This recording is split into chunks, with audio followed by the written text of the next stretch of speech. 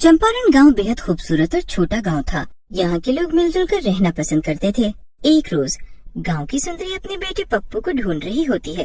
फुलवा काकी, मेरे बेटे को देखा है कहीं? दोपहर में ही खेलने निकला था, अभी तक घर नहीं आया है।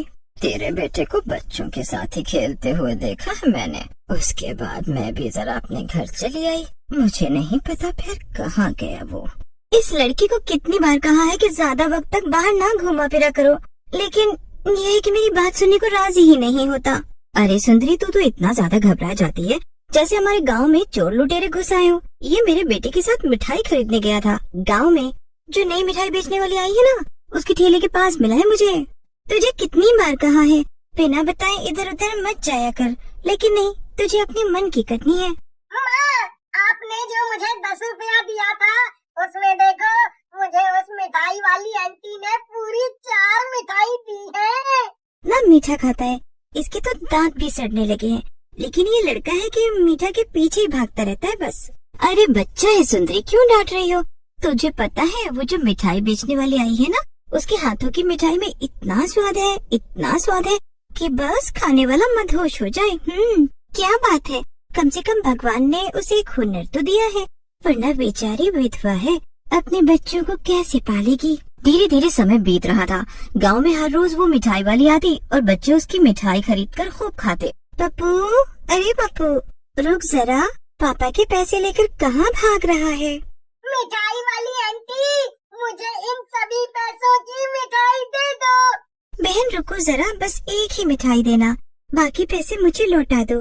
अपने पापा की जेब में से पैसे निकाल कर भाग आया है। इतना दीवाना हो गया है आपकी मिठाई का। अरे मेरे पोते ने भी इसकी आवाज सुनी है तो रोने लगा है। कह रहा है मुझे भी मिठाई खानी है। देख, दर्द भरे घुटनों में उसके लिए मिठाई लेने आई हूँ। अरे बेटा, कहाँ से आती हो तुम? चंदनपुर गांव से आती हूँ काकी मैं। आने जाने में ही सुबह से रात हो जाती है। अरे बाप रे, वो गांव तो यहाँ से काफी दूर है, आने जाने में ही घंटों बीत जाता है। लेकिन बेटा, तेरे अलावा घर में और कौन है कमाने वाला? नहीं काकी, अगर कोई कमाने वाला होता तो मुझे ऐसे दिन नहीं देखने पड़ते। मेरे पति की एक हादसे में मौत हो गई थी। एक बेटा है, बस उसी के सहारे जी रही हूँ और उसी के लिए कमा भी रही हूँ। इतना कहकर मिठाई वाली चंद्रकला की आंखों में आंसू भर आते हैं। अब वहाँ मौजूद औरतें उससे बातचीत करके उसे संभालती हैं और हिम्मत देती हैं। अरे आप लोगों से मिलकर मुझे बहुत अच्छा लगता है।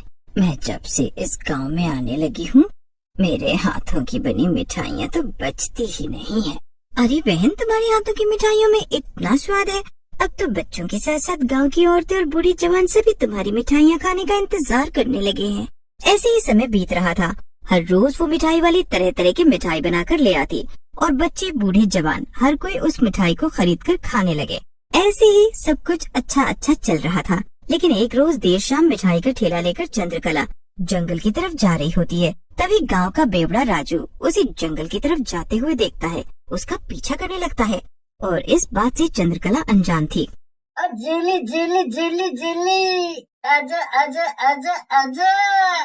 गाना गाता हुआ बिरजू उस मिठाई वाले के पीछे पीछे जंगल में काफी आगे तक निकल जाता है और उस मिठाई वाली यानी चंद्रकला को भी इस बात का तनिक आभास नहीं होता कि उसका पीछा बिरजू कर रहा है।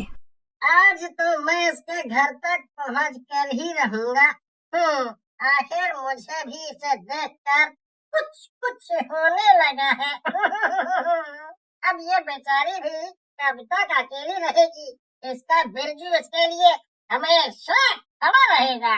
जब बिरजू खुद से ये बातें कह रहा होता है, तभी वो मिठाई वाली बिरजू की बात सुनकर पीछे पलट कर देखती है और फिर आगे चलने लगती है। लगता है ये भी मुझे पसंद करने लगी है, तभी तो इसने मुझे पीछे पलट कर देखा और कुछ भी नहीं कहा। बिरजू, तेरी तो निकल पड़ी। लेकिन कुछ दूर चलने के बाद अचानक से वो मिठाई वाली रुक जाती है। बिरजू जब उसे रुकता हुआ देखता है तो और भी ज्यादा खुश हो जाता है, लेकिन देखते ही देखते वो मिठाई वाली अपना रूप बदल लेती है। बिरजू को क्या पता था कि जिस पर वो दिल हार बैठा है वो असल में कोई मिठाई वाली नहीं, बल्कि एक खतरनाक चुड़ैल थी जो अपने बदले की आग में जल रही। अब तक तो लोगों को बस यही पता था कि वो एक मिठाई बेचने वाली है, लेकिन आज बिरजू को अपनी आंखों पर विश्वास नहीं हो रहा था कि वो एक चुड़ैल है। क्या बोल रहा था तू? तेरा दिल जोर जोर से मेरे लिए धड़कता है? अरे गंदे नाली के बदबूदार कीड़े आदमी, पहले खुद का मुंह गोबर से साफ करके आ। मैं जिससे प्यार करता हूँ वो एक इंसान है, कोई चुड़ैल नहीं। देख, मुझे जाने दो, मुझे जाने दो। मैं किसी से कुछ भी नहीं कहूँगा। और कौन चंद्रकला? मैं किसी चंद्रकला को भी नहीं जानता। आज से अभी से मैं उस मिठाई वाली को भी भूल गया हूँ। अच्छा, तो तेरा प्यार झूठा था। अब तो तू मेरे हाथों से मारा जाएगा। इतना कहकर वो चुड़ैल बिरजू को लगातार दोनों हाथों से कई थप्पड़ मारती है, जिससे बिरजू बेहोश हो जाता है और वो चुड़ैल वहाँ से गायब हो जाती है। अगली सुबह बिरजू को जब होश आता है तो वो एक खाट पर लेटा होता है और आसपास गांव के लोग जमा होते हैं। अरे, मैंने तुझे पहले ही कहा था, इसी जंगल में ही छोड़ देना था। पूरा दिन पीकर घूमता रहता है और अब एक बेचारी विधवा पर चुड़ैल होने का आरोप लगा रहा है। सच में हम बेकार ही रात भर परेशान होते रहे। आखिर क्या हो गया बिरजू भैया को? अब गांव के लोग जो बिरजू के आसपास इकट्ठा थे वो वहाँ से जाने लगते हैं, लेकिन बिरजू एक ही बात कह रहा होता है कि वो मिठाई वाली इंसान नहीं चुड़ैल है। लेकिन बिरजू की बात पर कोई यकीन ही नहीं करता। अब इस बात को करीब 2 से 3 दिन बीत जाते हैं और अचानक से गांव में बच्चे गायब हो रहे थे। कहीं जाने की जरूरत नहीं है तुझे, सुना नहीं तूने? गांव से 2-3 बच्चे लापता हो गए हैं। अब ना जाने उन्हें कौन ले गया, कहाँ ले गया, किसी को नहीं पता। सुंदरी घर के दरवाजे पर पप्पू को खेलने के लिए जाने देती है। पप्पू भी कुछ देर खेलने के बाद मिठाई वाले के आने के बाद मिठाई खरीदने चला जाता है, लेकिन कुछ देर बाद ही चमेली सुंदरी के घर आ जाती है। सुंदरी कहाँ है? अरे पप्पू और मेरा गोलू नहीं मिल रहा, न जाने कहाँ चले गए हैं दोनों। देख चमेली, मजाक मत कर, तुझे पता है ना गांव में पहले ही न जाने कितने बच्चे लापता हो चुके हैं। सुंदरी की बात सुनकर चमेली रोने लगती है। तब जाकर सुंदरी को भरोसा होता है कि चमेली सच कह रही है। अब सुंदरी और चमेली काफी देर तक इधर उधर अपने बच्चों को ढूंढते हैं, लेकिन तभी वहाँ बिरजू आ जाता है। भाभी, भाभी, मैंने अभी अभी उस मिठाई वाली को जंगल की तरफ जाते हुए देखा है। उसके ठेले पर बेहोश पड़े कई बच्चे थे। मुझे उसमें गोलू भी नजर आया था। कहाँ देखा अपने बच्चों को? बिरजू भैया, मुझे वहाँ ले चलो। सुंदरी, इसकी बात तू कहाँ सुन रही है? ये तो खुद नशे में रहता है, इसे तो ये भी नहीं पता कि इसका घर कहाँ है। तभी वहाँ किशन आ जाता है और सभी मिलकर उस जंगल की तरफ जाते हैं। गांव के लोग चारों तरफ जंगल में फैले हुए थे और वो बच्चों को ढूंढ रहे थे। तभी जंगल के दूसरे हिस्से से बच्चों के चिल्लाने की आवाजें आती हैं और गांव वाले उस तरफ बढ़ते हैं। वहाँ एक गुफा होता है। जब गांव वाले उस गुफा के अंदर जाते हैं तो देखते हैं उस गुफा में काफी भयानक चीजें हैं। अजी सुनिए, हमारा बच्चा तो ठीक होगा ना?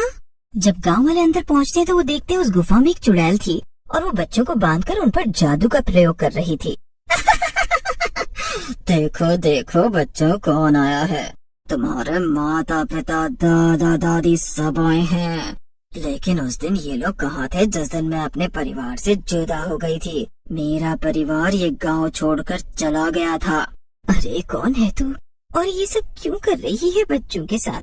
क्यों छोड़ दूं मैं इन्हें? चमेली, तुझे याद तो है ना, तूने मेरे मिठाई की दुकान में आग लगा दी थी, आग जिसमें मैं काम कर रही थी और दुकान में आग फैलने की वजह से ही मेरी मौत हो गई थी। इसका मतलब तू पूनम है?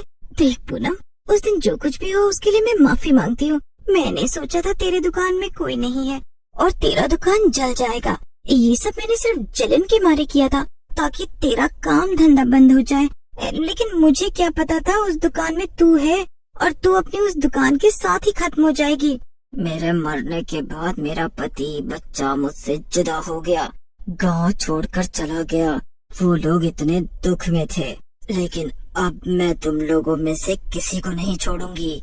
चमेली भी फूट फूट कर रोने लगती है और अपनी गलतियों के लिए उस चुड़ैल से माफी मांगती है।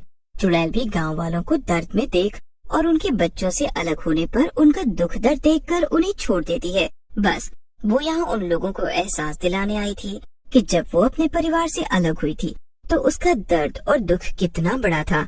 इस वक्त वो चुड़ैल खुद भी मुक्ति पाकर हमेशा हमेशा के लिए चली जाती है।